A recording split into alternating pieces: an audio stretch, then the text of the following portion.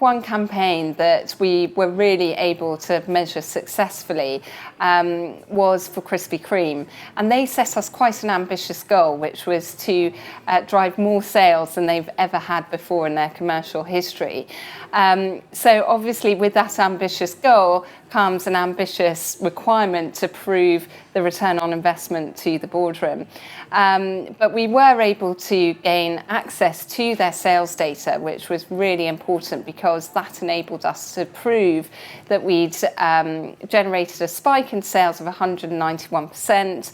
We'd managed to sell a donut every 1 minute and 40 seconds at our exclusive hole-in-the-wall pop-up store in Holborn that we set up as part of the launch of the campaign. And equally, we managed to top the charts of the donut list in the UK. We were the #1 selling donut brand in the UK during the campaign timeframe.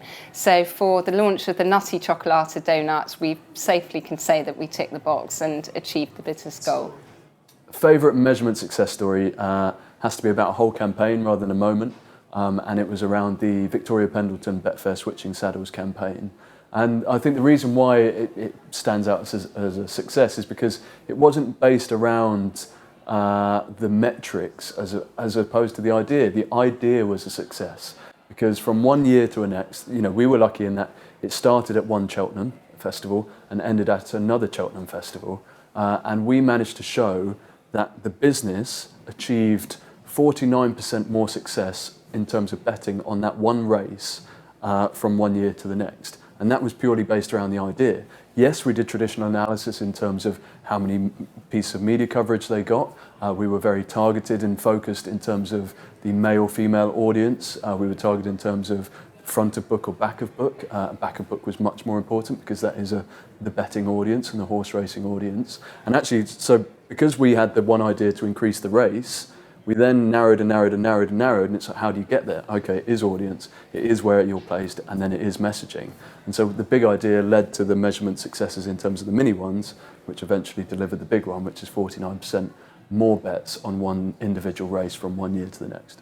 Well, one of the great measurement success stories I think at the moment is we're working with South Africa Tourism, and one of the great things about working with them is that they really get measurement, they really understand it, and all the measurement is really based on one outcome measure, which is the number of UK visitors visiting South Africa per year. So it's nice and simple, there's one main outcome measure that we can all focus on. And throughout the year we focus on several elements that form part of a brand tracker, which include things like intent to buy, positivity and awareness. And really all of our activity is based on how those percentages on those particular metrics go up and down. And that really helps drive activity. And it's really nice working on not just a campaign, which is obviously quite a set amount of time, but on an ongoing programme, which quite often people find quite difficult to measure. And also on something which has a very, very tangible outcome. So we're actually 16% ahead of our targets, and it's really nice to be able to say that with such conviction. My favourite measurement success story would have to be with our client Philips. They're one of my longest standing clients at FHF, and really we've been working with them as they go on a digital transformation journey as a company, where they're looking at that across all aspects of their business.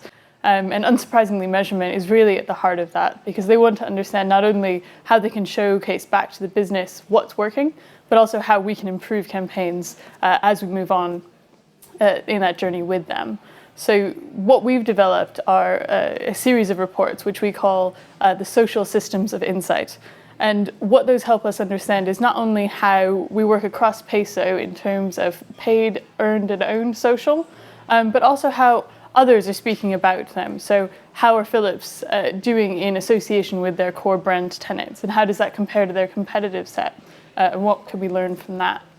And what's been really phenomenal, and why it is such a great case study, is that we've been able not only to look at the brand and see that they are driving that brand association with those core business focus areas, but also that we've been able to improve how they've done in social with a 250% increase in engagement, and perhaps most importantly to the business, a 67% increase in efficiency over the past year. And that's fortunately also won us 2 AMIC awards, which is just phenomenal for us and for them.